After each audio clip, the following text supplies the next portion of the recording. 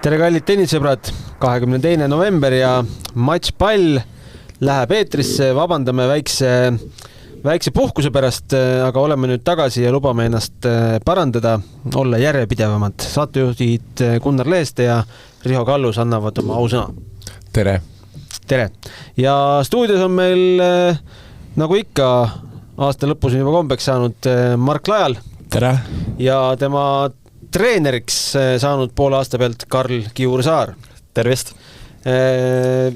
Enne kui tuleme teemade juurde, siis no Mark, müts maha, et sa oled jõudnud täna siia ja viitsid seda meediatralli kõike läbi teha, nii kui sul lennukirattad maalt puudutasid, on sind veetud ühest saatest teise, ajalehe toimetusest teise, kõik õhtusaated, ETV, mida asjad, et ise ka oled üle lugenud, mitu intervjuud oled vahepeal on. Anne stiilis olid ka? Neid on jah, Mart, rohkem kui ühe käe peal saab lugeda, aga tõesti väga palju olen teinud viimase nädala jooksul ja alguses oli väga meeldis, aga üle pika aja siuke, eriti kui on vaja trenni teha samal ajal ja on vaja valmistada mänguks, siis vahest on küll siuke tunne, et võiks natuke puhata, aga samas tegelikult mulle see kõik meeldib, nii et mul tegelikult ei ole mitte midagi seda vastu. Sul on isegi hääl rääkimisest kähe. Liiga palju rääkinud jutu see nädal. Ootad sa seda päeva, et saaks nüüd jalad seinale visata, et täna pole ühtegi intervjuud? Ma ei tea, kas ma ootan seda, aga eks kindlasti see on hea tunne, kui vahest on niisugune päev, aga samas mul ei ole midagi selle vastu ka, kui ma vahest räägin ja teen paar intervjuud. Kui hull see meediatrall oli suvel Wimbledoni avaringi matši järel? See oli siuke, ma ütleks natuke teissugune, selles pärast, et ma pidin suhteliselt kohe minema nagu turniiridele, nii et samas nagu mul oli palju inimesi, kes minu kontakteerisid, tahtsid intervjuusid teha, aga samas, kuna ma olin turniiridel, siis ma tein kogu aeg üle telefonida, aga ma ütleks, et praegult selle nädalaga võrreldes, see nädal on kõvasti rohkem olnud niisugust nagu tähelepanu võrreldes siis nagu Wimbledoniga. Ma ütleks, et Wimbledoniga oli see, et see tähelepanu kestis üle pikem aja, nüüd oli rohkem hästi tihe ja nädal aega. Ja seal, pärast Wimbledoniga see, et ükskõik kuhu turniiri ma läksin, see oli see, et kuule, sa ju mängisid seal Wimbledonis, eks ole, ja ma mängisin Wimbledonis. Et peale sellega tunti ka see rohkem ära, et sellele pidin ka nagu rohkem tähelepanu saama ja ära taluma. Pärast seda matši Alcaraziga pidasid arvet, mis kaamerad ja mis väljandad su juurde tulid? Austas ei ole üldse pidanud. Mul on päris paljuks neid läinud, et ma ei ole üldse järje pidanud ja lihtsalt kõik küsivad nendele ma annan. Suurde pressikonverentsi viidi sind või? Kahjuks ei viidud, ma nii lootsin, et ma saan sinna, kuna pärast mängu ma läksin sinna riietusruumi istu, ma olin natuke nukker ja siis tuli minult öelda, et sul on pressikonverents nüüd, et ma olin, et jess, et mind pannakse sinna ette, saan istuda ja nagu kõik need tipud seal on, aga tegelikult ei olnud päris see, viidi mind kuskile teise ruumi, kus pandi ümber mind ma arvan, 5-6 erinevatest kohtadest mingi reportereid ja neid ajakirjanikke ja siis küsimusi, et see on päris see, aga samas seal ikkagi nagu sai Wimbledonis antud siuke pressikas. No meil stuudios nagu ütlesime, et on Karl Kiur ka. Mis hetkest alates Karl Kiur sinu paati hüppas? Karl hüppas minu paati, ongi täpselt siuke nädal enne Wimbledoni. Selles mõttes, et loomulikult ma tunnen Karli juba väga mitu aastat, me oleme olnud kontaktis juba aastaid ja aga ma ütleks, et see nagu see esimene siis ütlesin nagu hüppehüümärkides oli tõesti siis nagu Wimbledoni nagu enne Wimbledoni üks nädal, sellepärast ma olin just lõpetanud oma treeneriga siis nagu uue treeneriga veel kord ja mul ei olnud mitte kedagi siis kellega olla seal Wimbledonis ja siis ma ütlesin, et okei, et Karl, Daniil on praegu vigastatud, Karl on vaba, et Karli kutsuda oleks lõbus, samas Karl teeb peits tennist et siis positiivsed igal pool ja siis ma kirjutasin Karlile, et kuule, et kas sa tahaksid tulla minna Wimbledonist, ta alguses oli väga šokeeritud, ütles, et okei, et et ma pean nüüd küsima, mõtlema, et ja alguses oli seda nagu, Mart võib ise öelda, et ta ei natuke arg algusest, et ta ei teadnud, mida ta öelda võib, mida öelda, kuidas öelda. Aga ei, selles mõttes alustasime treeningutega ja kõik läks väga sujuvalt, mulle väga meeldis, mis Karl mulle rääkis, iga päevaga võttis ta rohkem, sai rohkem enesekindlust, et mulle rohkem asju öelda ja sealt see asi algas ja oligi siis nii, et alguses tegime selle treeninädala ära ja siis ta ütles, et okei, et kuule, et ma siis näen nagu esimeseks mänguks ka juba. Ja siis oli esimene mäng ära, siis ütles okei, et päris nüüd ei saa nüüd ka ära minna, eks ole. Tegime teise mängu ära ja siis minust oli, et päev enne teist mängu, vist me võtsime sul piletid õhtuks ära juba, eks ole. Et me võtsime, kuna ta pidi ära minema selles mõttes juba. Mis turnast me räägime? Wimbledonist selles mõttes. Enne viimase kvalifikatsiooniringi, ehk siis mul oli üks päev oli vahet selles mõttes, oli nagu puhkepäev ja siis me rääkisime selle ja võtsime siis õhtuk ja siis nagu kas neljapäev oli mäng vist või reedel? Reedel vist oli mäng. Reede õhtuks võtsime siis piletit talle, et ta saaks tagasi näida Prantsusmaa Daniili juurde. Ja siis ma võitsin ja siis Karl ütles, et aga ma nüüd ei lähe ikkagi siis ära, et ma ei saa nüüd minna, ma ei saa jätta sind üksi, vaata.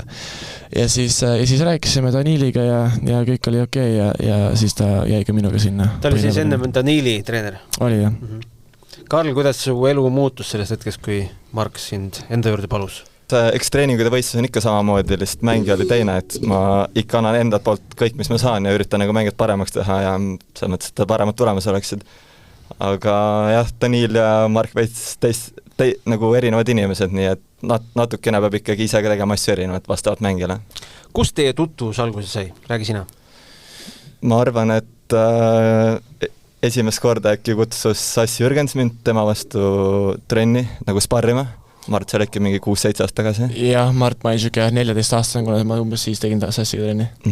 Ja siis alates sellest hetkest ma nagu jälgisin Margi tulemusi rohkem ja siis vahel Andres Kuhi kutsus tema vastu sparrima ja siis kui olime mõlemad nagu Prantsusmaal, Daniil treenis Prantsusmaal, Mark treenis Prantsusmaal, siis jah, olime seal lähedal ja nägime üksteist palju nagu samadel turnadel ja Karl ühe asja jättis vahele, et Karl ka võitis mind Eestikatel esimene ring 2020 aastal, nii et selle jättis täitsa mainimata. No see kõige tähtsam asi, et ma võitsin Marki 2020 ja head to head on 1-0 mul tema vastu. Kuidas see siis juhtus? See mäng, mõtled? No selle mõttes ma olin 6-4, 5-4, oma servisin matšile ja 6-1, 5-4. 6-1, 5-4. Nii täpselt peab. Karl teeb kõiki asju punkti pealt alati. No jah, servisin matšile, tegin 2 tuplat seal game'is ja sealt ära läks ja siis otsustab, mis me 6-3, 6-4. See oli vist mingi 4-0 ees. 4-0 ees, 6-4 võitsin. Ees ma tulin järgi. 4-4 tulid järgi, 6-4. Tundub, et siin on ikka mingi valu on veel sees, Mark. Ei, ikka väga suur valu. Vahest ikka mõtled päris palju selle peale. Ma arvan, et jõuab selle head to head ikkagi võrdseks mingit teha selles mõttes. Aga see, et sa treeneriks hakkad pärast enda mängijakarjääri, see oli sul teadlik valik või see kuidagi juhtus nii?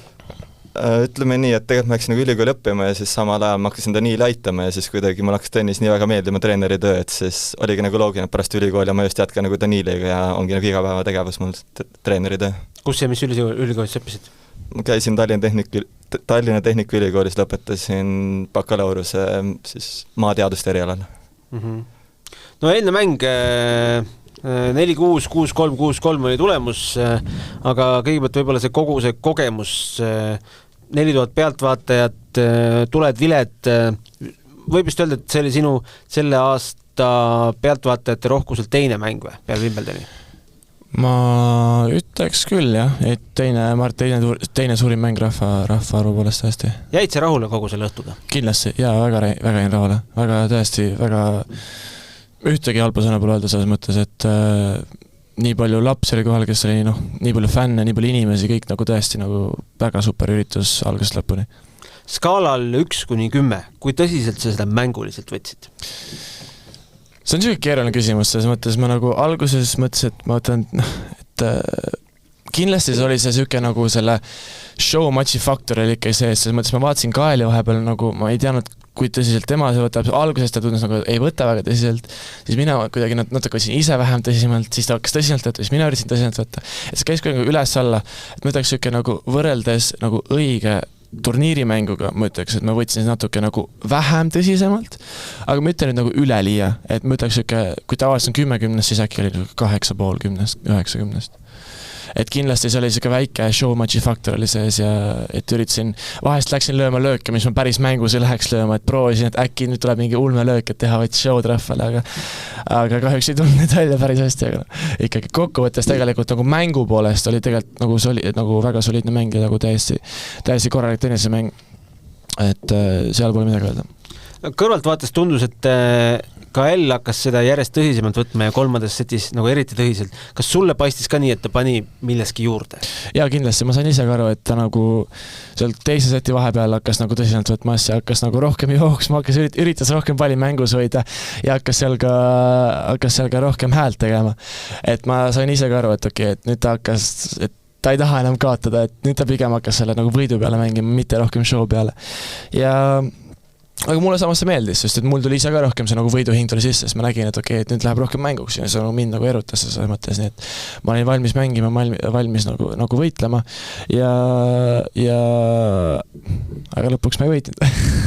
See oli selline nagu tennise tants, ma ütleks, et nii kui Käll üritas midagi teistmoodi teha, mingi lõige, mingi tõste, et siis sa läksid sellega nagu kaasa ja tegid nagu show'd kaasa natukene, ma ütleks, et võib-olla lahes natuke liiga palju, aga samas mõtlesin, et samas on showmäng, et peab show'd tegema, et see oli nagu siuke vahepealne, aga ma ütleks, et Kael tegi tegelikult oma kohta üllatavalt vähe show'd, ma eeldasin, et ta teeb isegi rohkem, aga üleüldiselt ma arvan, et ma loodan, et rahvas jäi selles mõttes rahule mänguga, et ma loodan, et neile ka meeldis see mäng.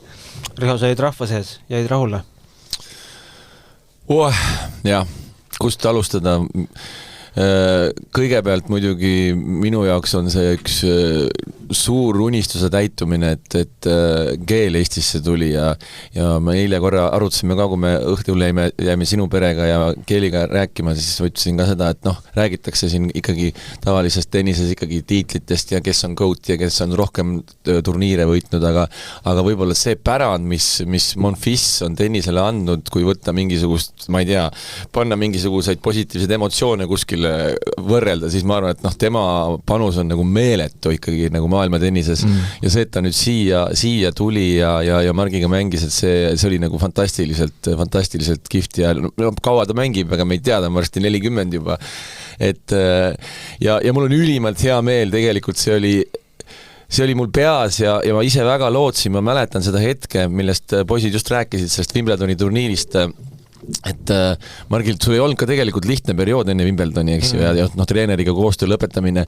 ja ma just suhtlesin ju Keeli mänedžeriga ka ütlesin, et kuule, et äkki me saaksime kuidagi nad omavahel nagu Wimbledonis kokku viia, et saaks Wimblis nagu tuttavaks, aga siis mänedžer ütles, et sorry, et Keel mängis ATP turniiri ju Wimbli kvali ajal, et siis kui Mark põhist jõuaks, siis oleks reaalne, aga ütlesin, arusaada või võib-olla kuidagi oleks võimalus ja näed, poisid tegid imet, tulid sealt ilusti kvalist läbi, Alcaraziga matš peaväljakul, see fakt ju iseenesest pole paha, sellepärast et viimane kord 1961. aastal Toomas Leius mängis Rod Laveriga Wimblis esimest mängu, täpselt nagu sina mängisid nüüd Carlos Alcaraziga, nii et väike paus on olnud. Ei ole ükski tennisist pole enne saanud sinna Wimbli peaväljakule. Ja see oli nagu rusikas silmaauku, et nad said omavahel Wimblis tuttavaks ja neil kohe klappis. Nad on tegelikult selles mõttes sarnased inimesed ka, et tegelikult sa pead olema ülimalt ikkagi selline positiivne ja nautima seda protsessi, sest seda tööd ei ole võimalik muud moodi teha ja ma nagu Margis näen seda Karlis ja Keel on ka selline tüüp, et nad kuidagi hästi klappisid ka omavahel ja ma arvan, et see suhtlus ja sõprus jätkub ka, et jah, tõesti, ma arvan, et Eesti tennise jaoks, see, mis eile toimus, näiteks väike näide, eile istus saalis maailma esireketi treener, näiteks vaatas teie mängu, ma ei tea, kas te teate seda, Marko Bonici oli Sinneri füssitreener, vaatas teie mängu pealt ja ülimalt palju positiivset tagasisidet ja kõik need osapooled, kes ikkagi võtsid selle teekonna ette eesotsas Delfi meediaga loomulikult ja Margi suurtoetaja Kapitel, kes on Margi selja taga, Unibet ja siin oli veel mitmeid toetajaid, et ma olen ülimalt tänulik kõikidele nendele inimestele, kes sinna pileti ostsid ja toetasid seda asja, nii et minul on ülimalt positiivsed emotsioonid. Aga räägi Riho taustast, kuidas see matš nagu teoks sai, et kui te Monfilsi poolde pöördusite, kas see jah-sõna tuli 10 minutiga või 10 päevaga? No tegelikult on see pikk pikk suhtlemine olnud palju varasemast perioodist, sest see oli juba Ukraina sõja algusmoment, kui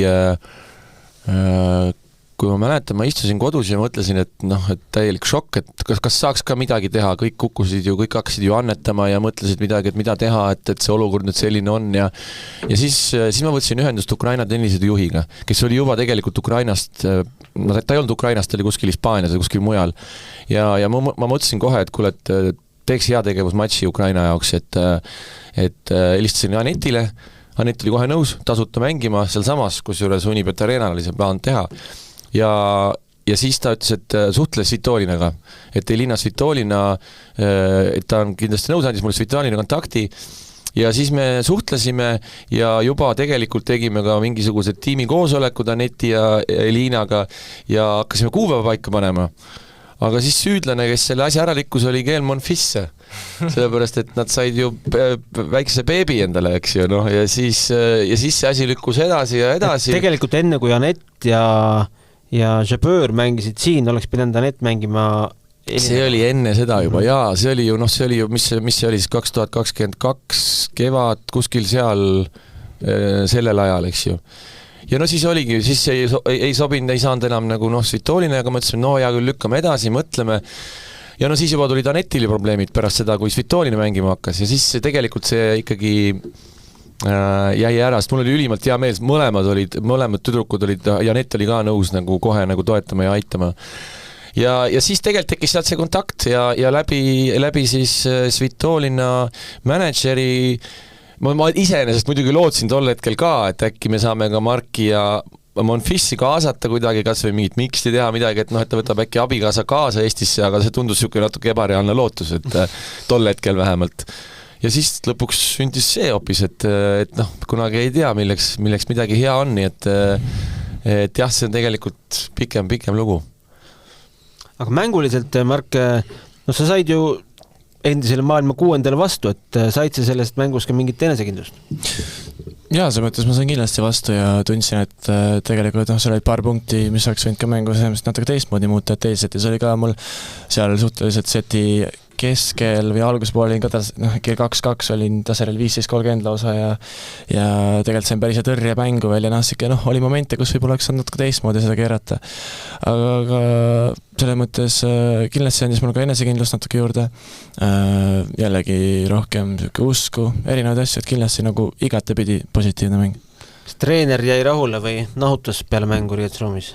Üldjoontes on kindlasti rahul, ma arvan, et see mingid nüansid oleks võinud nagu ise võib-olla natuke teisiti mängida, kasutada kombinatsiooni, mis töötab, aga jah, üldjoontes Mark oli väga tubli ja näitas Kaelile, mis ta tase on, nii et kõik oli väga hästi. Ma kusjuures tahaks lisada, see on ikkagi tüüpiline, et tuleb selline nii-öelda superstaar ja kiidab vastast, et sa oled hea ja väga andekas ja potentsiaal ja see kõik on selline viisakus. Aga tegelikult eile, kui me sealt areenilt ära läksime, ma hakkasin Kaeliga sõitma hotelli tagasi, polnud enam kuskilt süüa, läksime, võtsime veel McDrive'ist, ta sai veel eile õhtul burgerit, sest midagi muud süüa ei saanud enam ja siis me nagu rääkisime nagu tennise spetsiifiliselt nagu päriselt nagu Margist, et ta rääkis omavahelis jutus ja tegelikult ta nagu reaalselt ka rääkis, et ta näeb nagu ülimalt suurt potentsiaali ja ütles, et talle väga meeldib see, mis Mark tegi ja ta ütles, et kui rasked mingisugused asjad on, mida Mark suudab tennisväljaku peal teha, et see ei olnud selline lihtsalt nagu suusoojaks jutt, et jaa, sa oled tore poiss ja kõik on hästi.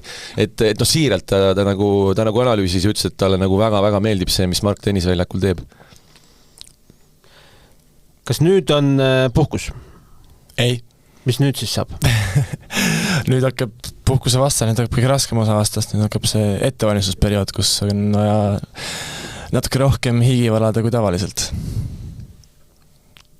Kus sa siit edasi lähed? Nüüd me lendame Prantsusmaale teisipäeval, siis ma mängin paar klubimängu ja siis 1. septembrist, detsembrist hakkan pihta siis nagu täieliku selle ettevalmistusperioodiga. Et plaan on teha siis 2 nädalat Prantsusmaal ja siis lennata 9 nädalaks Dubaisse ja siis sealt edasi lennata Austraaliasse. Et jõuludel Eestisse ei tule? Kahjuks see aasta jääb ära, see on suhteliselt iga-aastane traditsioon olnud juba, et jõuldakse Eestisse ja siis siit edasi kuskil turniirile, aga üks see aasta lihtsalt turniirid hakkavad nii vara pihta, mis on täiesti uskumatu, selles mõttes, et juba 28. hakkavad turniirid pihta, mis on täiesti nagu põhimõtteliselt mängin nagu terve aasta turniire, saan mingi 6 aega, juba hakkan sama aasta mängima järgmise aasta turniire, mis on natuke nagu naljakas mõelda, nii et aga kui siuke asi on, siis tuleb selle järgi teha asju ja selline see tenniselu on, vahest tuleb paar asja. Karli, sa võtad ikka kaasa? Võtan kaasa, kõik võtan kaasa. Kõik võtad kaasa? Jah. Karl on igal pool suga kaasas? Jah, praegu on käinud põhimõtteliselt igal turniiril kaasas. Ja ongi vist igal turniiril kaasas käinud. Et tenniseelu jah, on selline, et ega puhkust vist juurde ei tule, pigem tuleb turniire juurde. Tundub nii, jah. Ja see mõttes viimasel ajal on päris palju neid tipptennisistega, sest nagu päris palju rääkinud ja on ka maininud, et mis toimub, on natuke vale, aga siis sa vaatad ennast Karlas räägib, et hooajad lähevad nii pikaks ja nii palju turniire ja siis ta vaatab, et ta mängib mingi 22 turniiri aastas näiteks, mängin 20 turniiri aastas, siis kõik me Challengeri vennad mängime siin mingi 34 turniiri aastas, nii et mõtleme, et okei, et ma saan aru, et see nagu, et sul on raske ja sa mängid neid suuri turniire, aga nagu see ei ole, ma arvan, et on ruumi arenguks igal tasemel, igal tasemel. Jah, näiteks maailma esireket mängis sellel hooajal 15 turniiri, millest 8 võitis ja polegi vaja rohkem. Muidugi need turniirid on natuke pikemad võib-olla aega, et kui sa Grand Slami võidad, pead ikka 2 nädalat rügima, aga näiteks. Su tiimis on üks treener veel, Wayne Black. On. Kuidas sa temaga kokku said? Temaga kusjuures on täielik kokkusattumus, kuidas ma temaga kokku sain, et oligi see periood siis peale Wimbledoni, kus tekiski siuke moment, kus ei olnud treenerit, kuna Karl läks tagasi Danieli juurde. Mul ei olnud ühtegi treenerit, kellega siis nagu otseselt nagu arutada asju. Mul ei olnud otseselt, nagu mõttes Karl üritas mind natuke aidata seal, kui me käisime seal turniiridel koos, aga see oli ka suhteliselt raske, kuna ta pidi Daniiligale fokusseerima. Nii et ta oli jäänud ka piisavalt aega minu jaoks, mis on täiesti arusaadav. Ja siis oligi siuke raske moment ja oligi aeg siis otsida treenerid ja nagu teada, siis ei ole kõige lihtsam neid treenerid leida, selles mõttes eriti kui on hooaja keskel, kus on nagu päris palju mängijaid on treeneritega kokku leppinud juba, kas siis hooaja lõpuni või siis mingi pikemat aega juba. Ja oligi siuke raske moment, kus me otsisime treenereid ja mõni treener küsis uskamatusid summasid ja mõni treener igasugust probleemi oli ja siis oligi ja siis on siuke mängija nagu Clément Chidek, prantslane ja siis tema üks treener, tema treener siis sõime hommikust siis koos või hommikusöögil ta andis see numbri, igatahes päev enne seda õhtul. Ma olin kaotan just Sekulitšil esimene ring Winnipegis, siis me istusime seal emaga naarisime, et okei, et täna oli suhteliselt katastroofiline mäng ja pallid läksid igale poole ja siis mõtlesime, et okei, et pole hullu, et läheb edasi ja siis me mõtlesime, et mis nüüd edasi teha ja siis juhuslikult tuli see sööma võtma tema treeneriks oli ja siis ema oli nagu, et kuule, et sina oled siin palju tuuril mänginud ja palju näinud, et kas sa tead mingit treenerit, kes otsib tööd? Mõtles natuke, ütles, et praegu ei tule kedagi, aga kui mul tuleb keegi või mingi idee on, ma annan teada, eks ole. Ja siis järgmine hommik on söömas ja siis ta tuleb meie juurde, et näe, et mul tuli siuke idee, et ma kuulsin, et ta on praegu vaba, et ma olen temaga varem tööd teinud, väga tore inimene, väga hästi tunneb tennist, et Wayne Black on nimi, et siin on ta number, kui soovite kontakteerida, saatke sõnum, eks ole, nii. Mõtlesin, et okei, väga huvitav. Saatsin ka oma ühele parima sõbraga Bob Püürinile saatsin sõnumi, et kuule, et kas sa tunned siukest treenerit nagu Wayne Black, eks ole. Eriti veel, kuna Wayne Black on Zimbabwest pärit ja tema Bobi üks treeneritest on siis Neville Goodwin, kes on siis Lõuna-Aafrikast pärit. Ja küsisin, et äkki nad tunnevad üksteist ja Popil oli ka öelda hästi palju positiivseid asju ja ütles ka, et kui tahad et küsi Neville'ilt ka üle, et mis Neville arvab, eks ole, ja siis ma saatsin Neville'ile ka sõnumi. Neville ütles ka, et jaa, et väga distsiplineeritud, väga tunneb tennist väga hästi, väga tore inimene, väga lihtne läbi käia ja ütles ka hästi palju positiivseid asju, ma ütlesin, okei, et kõik läheb hästi, et proovime, eks ole. Saatsin sõnumi, rääkisime juttu ja siis saime kokkuleppele, et teeme siis augustis ühe treeninädala Eestis. Ja sealt see alguse sai selles mõttes, et tegime nädala, väga meeldis, tundsin, et juba nädala aega, mis ta andis, mul on päris huvitavad asju selles mõttes. täiesti, kus Mart Karp ka öelda, et nagu mõni asi, mis ta räägib, on täiesti vastupidine, millest paljud teised treenerid tavaliselt räägivad.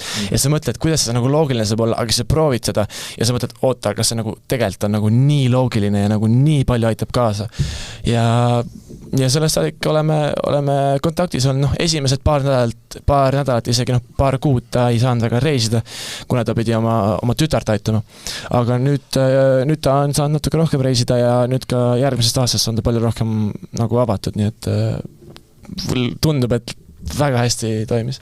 Kuule, aga ma küsisin, ma ei mäleta, paar päeva tagasi Karli käest Black Wayne'i kohta ja siis Karl ütles, et ei, treeningud on nüüd hoopis teistmoodi, et selline distsipliin ja selline tamp ja ma ei tea, mis sa veel seal kirjeldasid, et kirjelda natuke seda, et mis nüüd teil selles tavalises treeningprotsessis muutunud on, et kas sul on nüüd rohkem, nõutakse kõvasti rohkem või mida sa tunned? Ja selles mõttes palju rohkem fookust on pandud nüüd sellele, et pall tuleb väljakusse panna selles mõttes, et isegi praegu vahest on tavaliselt on see, mis meil nagu enamus treeneritega on see, et okei, et nüüd teeme 10 palliste seeria, eks ole. Okei, nii 10, teeme nüüd 15 palliseeria, eks ole. Aga Wayne läheb, võtab selle korvi, mis on täiesti täis ja hakkab lööma selle palle. Ja see korv ei saagi otsa, see lihtsalt tuleb ja vahest teeme siis terve korvi lihtsalt järjest lööd neid palle, ma ei tea, kui palju pallis on ja lihtsalt ja ei tule ja puhkad ja palju väljakusse ja vahest ütleb, et stopp, tee seda ja uuesti hakkab tulema ja siis vahetab, Karl lööb ette, Wayne tuleb minu poole, räägib seal ja et nagu kõvasti rohkem ütleks, et palju rohkem fookust on nagu sellele nagu repetition, eks ole, et nagu hästi palju palle lööd, hästi palju pall sisse ja nagu, et see nagu täiesti ja hästi palju fookust on ka jalgade tööl.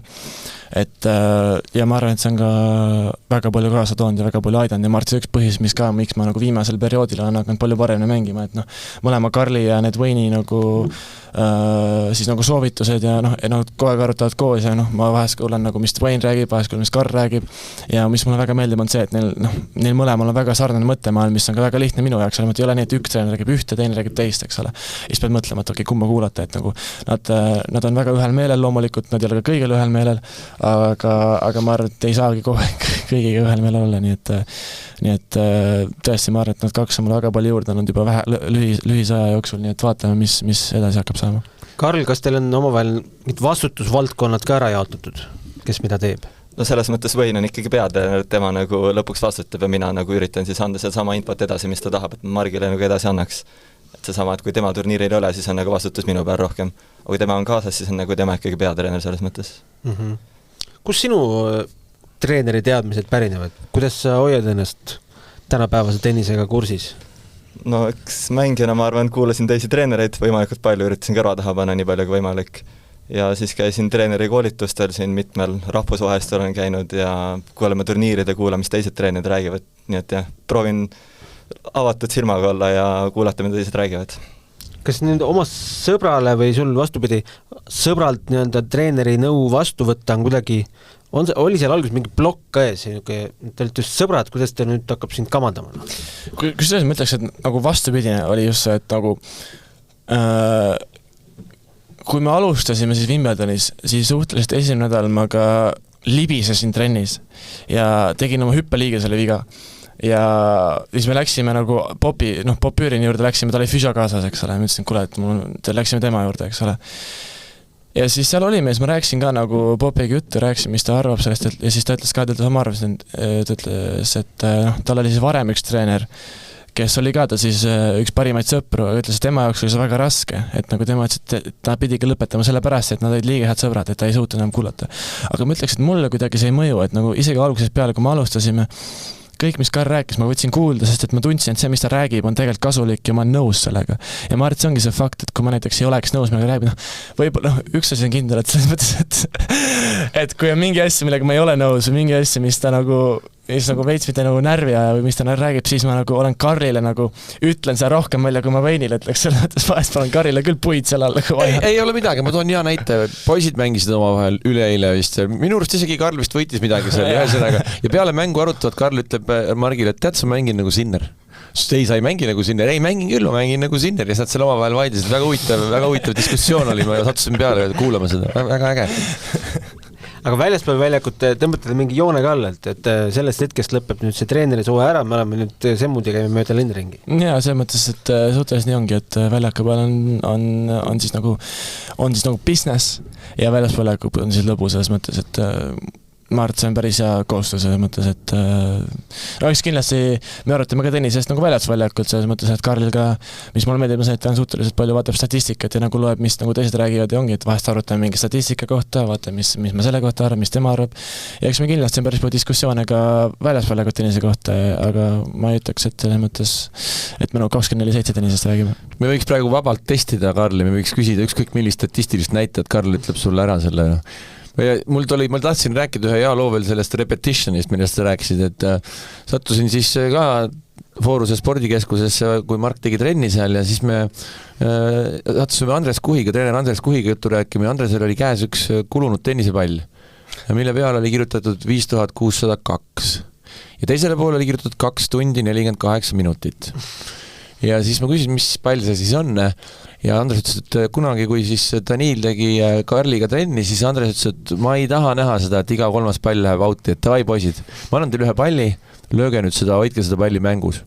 Ja läks ise sööma vist ja käis ära, vaatas poisid ikka löövad palli, siis käis veel kuskil ära ja lõpuks nad lõid seda palli 2 tundi ja 48 minutit ühte palli. See on täiesti kulunud käest pall. Et Karl võib ise seda juttu rääkida. Karl muidugi ütles, et Daniil eksis ees käega, et tema oleks veel võib-olla mõned tunnid mänginud seda palli. Te lugesite siis mitu löökid ette või? No, selles mõttes ma lugesin nagu kogu aeg ja kuna me salestasime ka seda, siis ma sain nagu pärast video pealt. No, et 5000 või? 5602. 5602. Jah, 5602. Et viga ei tee, ei tehta viga. Ja just, niimoodi see treening käibki. No seal oli jah see probleem, et Andres pidi kogu aeg väljakut pikendama, kuna tal ei olnud nagu arvestatud minu pikalt mängimine. Päris lahe story.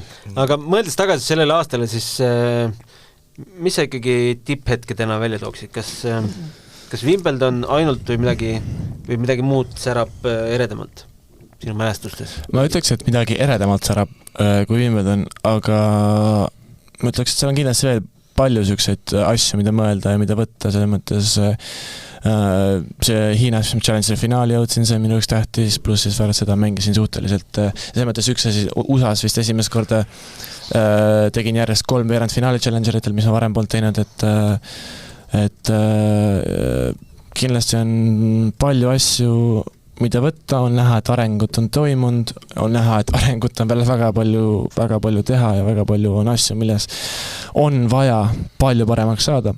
Aga ma ütleks, et see nagu tipphetk ikkagi peaks olema Wimbledon, sest et see oli mu üks ikkagi eesmärkides ka, mis ma aastaks panin. Mäletad sa oma reaktsiooni ja seda, kus sa olid, kus sa said teada, et sul on Alcaraz vastab? Väga hästi mäletan, sest et seda on, ma arvan, et see mul eluks ajaks meelde. Oligi siis nagu oligi siis see päev, kus tehti seda tabelit ja siis me meid kutsuti siis hommikul sinna Wimbledoni klubisse, eks ole, meile tehti see tuur ja näidati väljakuid ja siis samal ajal, kui sa polnud seal veel mänginud, eks? Ei, see on täiesti teistsugune kvalifikatsioon Wimbledonis on Roehamptonis teises kohas, et see on täiesti öö ja päev ja otsustasime siis minna hommikul, sõidame autos ja vaatame, Karl paneb tabeli käima, eks ole, me vaatame, mina istun taga, emaga, Karl istub ees ja vaatame, ei tule ja siis järsku on Carlos Alcaraz, siis võetakse number välja. Mark Lajalis, kui mäletan, Karl karjas, mina karjas, ema karjas, kõik lihtsalt karjasime saates, et ei ole võimalik, et sa mängid Carlose vastu. Ja siis juht oli nagu, et mis nüüd toimub, et miks te nüüd karjute niimoodi siin, ja siis mõtlesin, et kuule, et see mängija sinu taga mängib nagu Carlose vastu. Ja alguses ma ei saanud aru, et vaata, et Carlos oli... Juht sai pihta või? Ei, just see pihta, jah. Aga alguses ma ei saanud aru, et oota, mul ei nagu ei klikkinud see ära, et Carlos võitis eelmine aasta, mis tähendab, et mina alustan Wimbledoni peaväljakul mängu. Ja ma sellest ei saanud aru, et ma arvan, et Carlos, eks ole. Ja siis, kui me jõudsime sinna kohale, siis ma sain aru, et oota, aga Wimbledoni peaväljak ja siis meid viidi peaväljakule näete ringi. Et see nagu see algus, kus tabelad lihtsalt karjasime täies karissa lootas. Kusjuures siit veel paralleeli tõmmata, ma rääkisin, sest Toomas Leiuse 61. aasta kogemusest 61 mängis ta Leiveri vastu, Leiver ka võitis ja sina mängisid Carlose vastu, Carlos ka võitis, nii et te mängisite mõlemad nagu võite vastu ka veel. et see on ka huvitav. Jaa, päris huvitav. Aga seal peaväljakul sooja teha said samal hommikul alles, on ju? Ma ei saanudki seda teha, ei saanudki. Selles mõttes mul ei ole päris sama privileeg Karlusel, isegi tegelikult Karlusel anti mingi 30 minutit. Väga vähe antakse seda. Seal seda peaväljakut ikka hoitakse nagu ikka niimoodi hoitakse. Isegi igale mängijale anti vist ainult tund aega teha trenni nagu seal mänguväljakutel, ehk nagu sa ei saa seal teha, ehk siis ongi nagu need, see on tehtud pooleks põhimõtteliselt, mitte päris pooleks, aga on siis nagu see peaväljak, see nagu põhikompleks, kus on siis need nagu championship court on see nimi, eks ole, championship courts. Ja siis seal kõrval on kohe nagu Orangi, mis on siis nagu see nagu practice väljakud ja siis ongi nagu seal on, ma ei tea, kui palju, päris palju ikka, piisavalt ja kõik mängijad teevad seal on väljakud kõvasti rohkem kulunud ja siis lähed sinna nagu püha väljakutele. Ja ei saa, sinna ei saa Goat'i ka lasta, vaat Goat sööb selle muru ära seal. Kõige parem veel oli see, et esimene trenn tegime seal, Mattia Bellucciga tegime trenni ja siis me mängisime seal ja ma ei tea, Kutil jooksis Juhani kokku, Kutis vist täiesti jõust reksi maasse, viskas augu sisse, sinna mõtles, oot, Kutis aga tõmbas nagu näost nii halliks lihtsalt ja siis nagu oli nagu nii ehmud, nagu ta vist korraks täitsa ei mõelnud selle peale, et ta mängib pimedale väljakutel. Aga mäletad, mis sisekõnega sa sinna väljakule läksid, et kas sa lähed lihtsalt nautima või sa lähed võidu peale mängima? Ma läksin võidu peale mängima, ma lähen nautima selles mõttes. Üks asi, mis mul just enne läks mälest, oli see, et me olime just rääkinud Karlosest selles mõttes paar päeva enne seda, et Karl leidis artikli, et Karlos on nõrk koht oma mängus, eks ole. Ja siis, kui see tabe välja, siis Karl oli nagu, oota, aga ma tean, kuidas Karlose vastu mängida. Oota, mis koht see oli rääginud, mis on nõrk koht? Nii. Kuulake nüüd kõik. Alcarasi nõrk koht.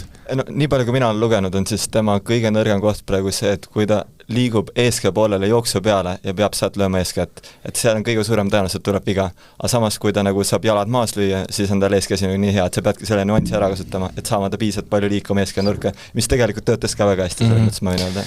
Ja oligi see, et ja siis ma nagu mõtlesin, et okei, et Carlos, et jah, ta on maailma parim, ta on maailma number 1, aga mõtlesin, et okei, et ma ikkagi tahan võita ja kui ma läksin väljakule mängima ja siis ma nagu kohe olin esimese tõrje, ta oli sinna taha joonele, ta eksis, ta tegi väikse tupli mulle ja siis mõtlesin, oota, aga 0-30, et kuule, aga ma saan mängitud. Ja siis sealt hakkaski minema see ja siis ma breikisin teda veel, kohe andsin breiki tagasi loomulikult, aga vähemalt ma tundsin, et tegelikult ma olin seal mängus ja ma kasutasin seda Karli taktikat, kasutasin väga hästi ära ja nagu sealt see töötas tegelikult. Aga siis oligi see, et me natuke hakkasime liiga palju üle seda mängima ja siis ta harjus sellega ära ja siis ta nagu tegelikult lõpuks natuke ikka peedistas ära mind, aga no ta on sellist tüüpi mängija ka, isegi kui vaadata nagu ta on ju sel aastal 3 korda Janik Sinnerit võitnud, Sinner polegi teda võitnud, et tal on võib-olla natukene aeglane alustaja, kui ta nagu käima saab minema, siis on ta ka väga raske. Natuke oli sama dünaamika. Oli küll, jah. Et ta oli ka väga närviline oli kus selles see andis mulle nagu võttis mul närvi lähemaks, kui ma nägin, et ta nagu soenduses oli närvis. Ta lõi nagu pall, ta ei saanud nagu palli väljakas, see soendus ja mõtlesin, okei, kuule, et ema on närvis, miks mina pean närvis olema? Aga kui esimese seti tiebreak oli, siis mõtted olid samad? Ja ikka selles mõttes, mis seal ikka muud mõelda on ja selles mõttes ma arvan, et üks asi, mis on kindel, on see, et kõik need tippunud tõstavad taset tiebreakides. Seal on nii väikest asjades käib see ringi, see nagu mäng käib nagu 1-2 punktisse, need 1-2 punkti suudavad nagu nii kokku end võtta ja teha mingi üks hea tõrje ja üks mingi siuke tähtsam momendil mingi ülihea teine serv või mida siukest ja oligi, täpselt see oligi see case, et esimesed paar punkti oligi 3-3 oli poolte vahetusel ja pärast seda vist oli 7-3, nii et jah. Aga mis see asi oli, millega ta sind ära peedistas? No ma ütleks, et üks asi on see, et sa arvad, et sa saad hea löögi, eks ole, ja nagu on siuke 90% mängijate vastu, et võidad selle punkti, aga ei, tema toob tagasi ja mitte ainult, et toob tagasi, ta toob sulle tagasi siukse kohta, et sa oled nagu, sa pead ennast forsseerima veel nagu hästi keerulist lööki tegema, kui mitu korda oli see, et ma tulin nagu jooksin ümber, olin ees, taag alla, tulin võrku järgi ja Kutt lihtsalt pani mul mingi väikse slaisi jalgadesse ja siis ma tõssin üles talle palli, siis ta lõimus maha selle nagu ja nagu see oli vahest see nii uskumatu ja üks punkt ka veel, kus ma nagu olin täiesti just mingi joont, inside in, mingi täiesti just ja Kutt lihtsalt jooksis ja pani veel kõvem mingi crossi teisnurk sealt mulle vastu ja siis mingi sain veel suhteliselt hea eeskä joone ja siis ta pani mingi siukse slaisi, mingi lühikes crossi teisel pool, nagu täiesti uskumatu vend ikka. PlayStationi teenis. No reaalselt. Ja. Mitu korda seda mängu üle oled vaadanud? 0. Ma pole ühte korda seda vaadanud. Treener? 1 korra. Ma olen vaadanud selles mõttes nagu esiteks ma ei leidnud kuskilt seda vaadata, no pärast mulle õde ütles, et jaa, et ma seivisin selle Go3 seivis ära, eks ole, aga kuidagi nagu see fakt, et ma olin nagu breikidega peal ja nagu kõik see nagu neist nagu tegi haiget mulle, ma tundsin, et ma vähemalt oleks saanud ühe seti kätte või kuidagi oleks nagu, tundsin, et ma oleks saanud rohkem seda teha. Et kuidagi ma ei tahtnud see uuesti vaadata, selles mõttes nagu ma vaatasin nagu highlight'e, vaatasin nagu sükst asju ja aga noh, seda otsest nagu mängu ei vaadanud. No, ma tahtsin selle Wimbledoni Alcarazi mängu kohta öelda seda, et ma nagu vaatasin videopildist nagu ühe korra üle, aga samas ma vaatasin seda statistikast, mida arvutis nagu automaatselt koostas, et kus kõik pallid maandusid ja nii, et see on nagu hästi huvitav vaadata. Isegi minu meelest natuke huvitavam kui lihtsalt mängupilt selles mõttes. Mis edasi? Mis sünnib 2025? Mis on need väiksemad eesmärgid, mis sa oled endale nüüd püsitanud, ma ei tea, kuude lõikes, poolaasta lõikes, kvartali lõikes, kus iganes. Ja mida sa meile lubad nüüd? Mida sa meile nüüd lubad järgmiseks aastaks? Eelmine aasta sa lubasid, et sa jõuad põhitabelisse käes. Nii. No selles mõttes, mis ma ka eelmine aasta tegin, ma ütleks, mis ma nagu natuke üks viga oli, et ma panin nagu hästi suured eesmärgid ja nagu ka nagu rankingu poolest ja mõtlesin, okei, kindlasti ma tõusen sinna, eks ole.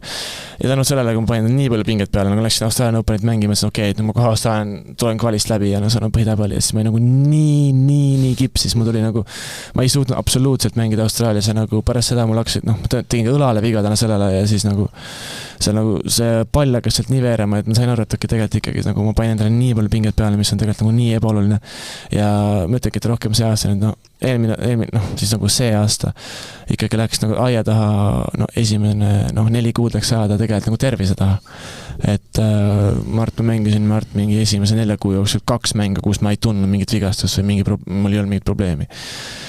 Et Mart üks peamisi siis nagu eesmärke ongi nagu enda tervist korras hoida, palju hoolt hoida sellel ja ka areneda päris palju, sest me nüüd ka Veini ja Kaariga rääkisime ja on nagu palju asju meest nagu on milles areneda ja millest nagu ma tunnen, et kui ma sellest paremaks saan, ma suudan ka tõusta rankingutes, et ma arvan, et nüüd ongi järgmised 3-4 nädalat on palju fookus selle peal ja ka aasta alguses kindlasti jätkame töötamist ja vaatame, mis toob selles mõttes, et ega ei tea nagu mis otseselt eesmärkidest panna, ma arvan, et me ei pane ka praegult otseselt mingi rankingu eesmärke, et ma tean, et selles mõttes mul aasta alguses ei ole väga punkte kaitsta tänu sellele, et ma see aasta ei mänginud väga hästi. Nii et eks vaatame, mis aasta algus toob, mis aasta toob, mis järgnevad kuud, päevad, kõik toovad nädalad. Kus sa pead olema edetabelis, et saaksid ATP kvalisid mängida? No see on jälle see küsimus, et see nagu nii oleneb nädalast, et mõni nädal on 3 ATP 250 ühe nädalal ja siis on nagu see võimalus peale seda palju suurem. Aga no võtaks kui sa oled 150-170 juures, siis on suhteliselt kindel, et sa saad enamjaolt kvalisid mängida kaasa. Kui see edetabeli koht peaks saavutatama, kas sa siis lähed teadlikult rohkem ATP kvalisid püüdma või oled challengeridel, kus on võib-olla lootust rohkem mänge saada järjest? Ma arvan, et ma hakkan rohkem selles mõttes kindlasti miksima neid ja hakkan rohkem nagu natuke rohkem mängima ATP-sid, natuke rohkem selles mõttes rohkem mängima ATP-sid, aga samas mängin challengerit, ma ei lähe täiesti nüüd ATP-di peale välja, ma arvan, et see on hea plaan, et kindlasti on vaja mänge, on vaja palju mänge, on vaja võita, aga samas ka on vaja ATP-st mängida, et ma arvan, et kui leiaks hea balanssi nende kahe vahel, siis oleks väga positiivne. Mis sa, Karl, arvad? Milleks Mark on võimeline? Ma arvan, selles mõttes, et peab igal juhul ATP turniire mängima, kui ta seal läheb hästi, siis ega me ei peagi challengerile tagasi minema, aga ongi just see, et peab hoidma selle võidu-kaotuse suhte nagu paigas, et kui ATP-l ei lähe hästi, siis tuleb veits rohkem challengerile mängida, kui läheb ATP-l hästi, siis mängime ATP-sid edasi järjest. Karl, mida sa praegu oma õpilases arendad? Ma arvan, et me arendame absoluutselt kõike. See on väga tõsi, kus ei ole asja, mis me ei arendaks, mis on natuke naljakas. Distsipliini, jalgade tööd, servi, tõrjat, eeskätt taaget, nii et kõik asju. Kuidas see distsipliini arendate? See on see sama fookus ja kordade arv, et sa pead lööma palli väljakusse ja et see nagu teed kõik, et sa palli saada väljakusse, mitte see, et sa lähed lihtsalt lööma, et oledki nagu kogu aeg fookuses ja isegi siis, kui minu ütles ka, et isegi siis, kui lähevad need seeriad pikaks, siis on raske, siis tuleb ikka pall väljakusse panna. Mart, see lõpufaas on see, kus kõige rohkem treenid ennast. Kes sul Eestis lööb tagasi? Karl Kiusaar. Mingid teisi ei kasuta? No see nädal pole kasutanud sellepärast, et esiteks pole vaja olnud, teiseks Karl mängib väga hästi ja ma ütleks, et Karl on praegu eluvormis, nii et No loomulikult, kui siin on mängijaid ja Wayne ja Karl soovivad, siis ma loomulikult mängiks, kes siin Eestis olemas on. Markus, Oliver, Kristjan, ükskõik, kes olemas on. Aga praegult ei ole vaja olnud ja Karl saab väga hästi hakkama, nii et mul ei olegi midagi muud vaja. Karl, kas Margiga mängimine sinu taset ka tõstab? Kindlasti selles mõttes, kui ise hea mängi vastu mängid, siis sa hakkad ise ka paremini mängima, siin pole mitte mingit küsimust selles mõttes. Karl mängib vahest süükest taset trennis, et mul jookseb aju täitsa kokku. Üleeile ma arvan, et ma ei ole kunagi nii hästi tennist mängid, kui ma selle päeval mängisin ja Margil ei olnud põhimõtteliselt käes lahti mängus minu vastu midagi teha. Kuule, ma võin öelda, et Kuule. No ma võin öelda, et seal oli Keelman Fiss imestas, ütles, kui mis vend see on, et siuksed lööke teeb, et mis tüüp see on, kogu aeg mitu korda rääkis mulle. Aga sa ise siis ei taha proovida kuskil võistlustel mängida? See mõttes ma parem mängisin, aga praegu mulle tundub nagu treeneride huvitavam ja mul oleks hea meel, kui Margil hästi läheb, nii et ma annan oma energia selles mõttes tema edusse. Et see oleks ideaalvariant, et mõlemad samal tuuril mängite ja... Kusjuures Antwerpis me panime paari kirja ennast ja me olime esimesed väljas. Et kui keegi oleks maha võtnud, ma oleks peale saanud. Mina olen Karliga paarismänguturniiri võitnud ja väga hästi mängib paari. Et me nii lootsime, et me saame seal peale, et saaks nii... See oleks päris äge ju. Aga kahjuks ei saanud. Puudu jäi siis Karli edelepadeli kohast? Ei, puudu jäi lihtsalt sellest mitte keegi võtnud maha. Me olime täiesti esimesed väljas. See mõttes naljakas, ükskõik kellega ma oleks paaris kirja pannud, me oleks esimesed väljas olnud. Lihtsalt mitte keegi teine ei pannud välja kirja. Et oligi see Martsik põhitabeli äkki see nagu viimane, siis nagu see limiit oligi mingi 150 äkki sükest ja siis nagu meie olime mingi 1200, mingi 1300, mingi 2000 combined. Sul on paarismängu teada punkt ka või? Mul paarismängus on jah. ATP ranking olemas. Olemas jah. Sa vist ei mängi väga palju paari? Ei mängi jah väga palju paari, selles mõttes ma... kas võiks rohkem?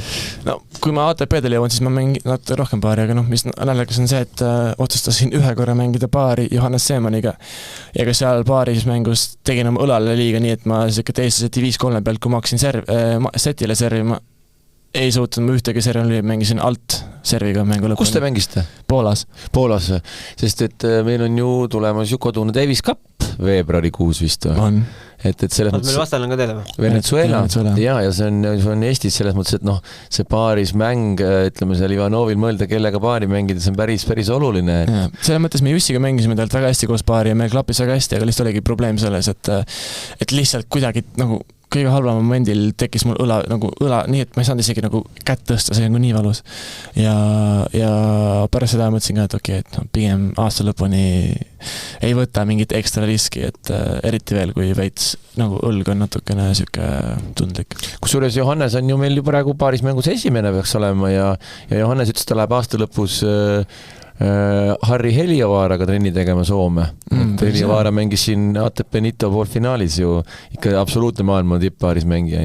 See mõttes ausalt, Johannesel on väga suur potentsiaal paaris mängus, tal on suur serv, ta absoluutselt ei karda seda palli, ta võib seal võrgust olla siuke 2 sentimeetri kaugusel ja ta on nagu nii lai seal võrgus, nagu palju õnne, et sa sellest nagu mööda oled palli. Ja ta nagu loeb ka paari hästi ja see, ma arvan, et see Ameerika ülikooli, see nagu see kõik andis talle ka kaasa sellele, nii et kui ta viitsib ja kui ta tahab, siis ma arvan, et temast päris mängija saada päris mängus. Kas sul oma füsitreener või füsioterapeut on ka? On. Mul on see mõttes, mul Prantsusmaal on füsitreener ja füsioterapeut ja samas on mul Eestis üks füsioterapeut. Et mul on nagu, oleneb, kus ma olen, seda ma kasutan selles mõttes. Aga selles mõttes põhiline füsitreener ikka Prantsusmaal, aga füsio on tüüke, vahest siin, vahest seal. Kes sul Eestis on? Lauri Ott. Täna ka on trennipäev? Juba oli trenn ära, me hommikul tegime trenni juba, et natuke hilja läksin magama, ma sain kella 2 magama, aga kell 10 oli juba trenni, et tagasi väljakul juba, nii et selline see elu on. Et emotsioonid olid nii laes, et raske oli uinud teile? No pigem oli lihtsalt see, et hilja lõpetasime, siis oli seal palju asju veel teha, andsime kõik, ma üritasin kõikidel lastele, kes tahtsid autogrammid, fotod ära teha, et ükski laps, et kõik lapsed saaksid ära minna hea tujuga ja Mart Kaal tegi ka sama, nii et Mart, lapsed olid seal õhtu ikkagi kõige suuremad võitjad, ma ütleks nii. Jaa, te olite fantastilised mõlemad Monfissiga, kõik iga kui viimane laps sai autogrammi ja kui veel õhtul öösel tegelikult põhimõtteliselt mingi 12 ajal jõudsin hotelli Keeliga, siis oli üks inimene oli tulnud spetsiaalselt spetsiaalselt hotelli ette ja lootis, et ta näeb veel Monfissi ja oli kulunud tennispalliga, tuli ukse vahele ja Monfiss lõi seal veel patsu ja pilti ja autogrammi ja see oli fantastiline. See inimene jäi mängul ka, jah? Ma ei tea, kas see inimene mängul oli, ta pidi teadma, ta spetsiaalselt istus ootus autos, et Keel tuleb sealt uksest äkki sisse. Päris äge. Ja väga äge. Aga no heategevuslik oksjon oli ju ka, läks Ukraina laste heaks tulu, mis oli 11 500 või? Jah, Tartu Ülikooli kliinikumi lastefondi siis tänu siis Margile Keelile, tänu Unibetile, kaasa stuudiole, kes tegi need väga ilusad fantastilised vaibad mõlema mängija pildi ja autogrammidega, olid siis oksjonid, kus läksid mängureketid. Mis hinnaga Margi reket omale? 1700 vist või mis ta 1400 või 1500? Minu arust oli, igal juhul ma lugesin, et kõik kokku kogu summa, mis heategevusse läks, tuli 11 500 eurot, mis oli nagu, mis on nagu väga fantastiline summa, et see ja väga äge. Mis selle sinu reketi oma hind on? No, ma ei tea. Mina saan neid selles mõttes sponsori käest. Jaa, aga no ütleme, kui reaalselt nagu rääkida, siis need reketid on ikka vähemalt 2 korda kallimad kui need tavalised reketid. Kui need, mis customeid reketid on ikka kindlasti kallimad. See mõttes, minu reketit on võimalik osta, aga seal ongi üks spetsiaalne lehekülg, mis ta müüb, siis ongi mingi Pro Stock tennis äkki või? Mis nagu, ta müüb, see lehekülg müübki siis ükseid nagu, ongi siis nagu öeldakse, selle Pro Stocki reketid, eks ole. Ja seda on võimalik sealt osta, äkki see maksab mingi 500, kui sealt osta. No näed, jah. No teine reket läks ju 7500-ga. Üks naisterahvas ostis enda pojale. Ja mitte reket, vaid reket koos vaibaga. Koos vaibaga. Ja reket koos vaibaga oli, et aga väga südantsoojendav ja väga äge ja need inimesed said ju isiklikult mängijatega kohtuda, pilti teha ja üle antud ja kõik oli väga nagu sümpaatne. Muidugi see möll, mis sinna väljaku peale tuli, see oli ikka meeletu, sest meil oli ju planeeritud kohe mängujärgne intervjuu koos Robini ja Andreiga, aga me ei saanud sellega alustada, sest lihtsalt seda rahvast oli nii palju seal väljaku peal ja poisid olid, et kõik on chill ja teeme ja anname ja päris keeruline olukord. Vahepeal oli küll, et nagu mäng sai läbi ja siis me nagu mõtlesime ka, et lähme vaatame kiiresti riided ära ja siis kui me tagasi tulin, nagu siuke lastemassi ja nagu igalt poolt lükkasid, siuke tunne nagu kõik nagu see on laste vahel on kinni ja kõik mingi aga see on ju tore, see on ju nii lahe, et neid lapsi seal oli tõesti, et see oli fantastiline. See on nagu tõesti nii lahe. Mõnes mõttes sellepärast seda ju tehaksegi.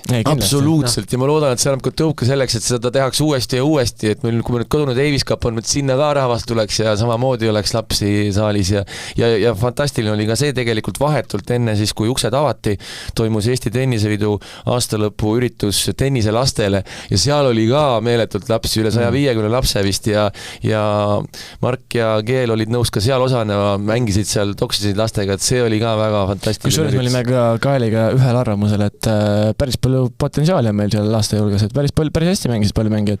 No näed. Et Kael oli ka väga üllatunud, et kuule, et päris hästi mängijad siin mõned lapsed. Ja ma arvan, sa omast käestki mälestad, kui ise olid see pisike, siis võib-olla oli mingisugune selline motivatsioon, mis sind sundis mängima. Ma arvan, et sealt ürituselt said väga paljud noored inspiratsiooni kindlasti. No absoluutselt. Ei no, väga kihvt ja ma soovin teile ainult edu ja no kuule, Kael näitas lõpuks ju oma kaarditriki oskusi ka või?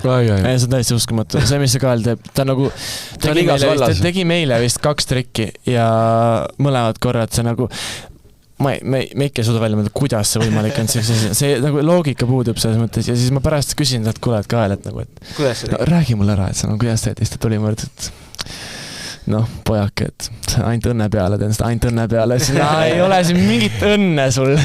Mina läksin, kui ma läksin tega lennujaamadele vastu ja sõitsime Radisson Collectioni hotelli, siis lobis olid me nagu vanad sõbrad, ütles, oota, tule Riho, ma teen sulle trikke, hakkas mulle neid trikke tegema, seal kõik rahvas ümberringi vaatas, ma ei saanud mitte midagi, mida ta teeb selle, siis ta ütles, kes ta ütles, ma olen, you owe me 11 euros, ma olen talle 11 eurot võlgunud. Et ta tegi mulle ka mingi ma vaatasin ka selle triki nüüd uuesti videost ära, ma ei saa aru. Kuidas ta teeb? Ma ei saa aru, mis või kuidas. Ma arvan, see oli sama trik, mis ta mulle tegi vist. See, sa pead peas seda teringut veeretama ja ütleme selle numbri. Jaa, just see sama trik, ma ei saanud mitte midagi aru. Aga ta on nii andekas igas vallas, et... Nagu ta ütles, et ta tahab peale karjääri mingi oma muskunti sõu püsti panna. Aga ta ütles ka mulle niimoodi, et temal on eesmärk hoopis erapangandusse minna, et ta on finants, on teda huvitab väga. Seda on, kus ma varem kuuldi. Ja ta ütles, tema ei taha kindlasti niisama olla, et tema tahab ikkagi teha tööd aktiivselt, talle meeldib meeldib, et ta rääkis sellest erasektoris panganduse teemast, et see on mulle meeldis ka see vastuses, kui see Vaakin küsis, et kas 30 000 on suur raha, siis ta ütles, et no Margi jaoks on. Jaa, sellega rääkis ja ikka võttis selle ära, kurat. Ei, väga meeldejääv üritus ja väga meeldejääv saade ka täna, aitäh Mark ja Karl Kiur tulemast. Suured tänud. aitäh kutsumast! Aitäh teile!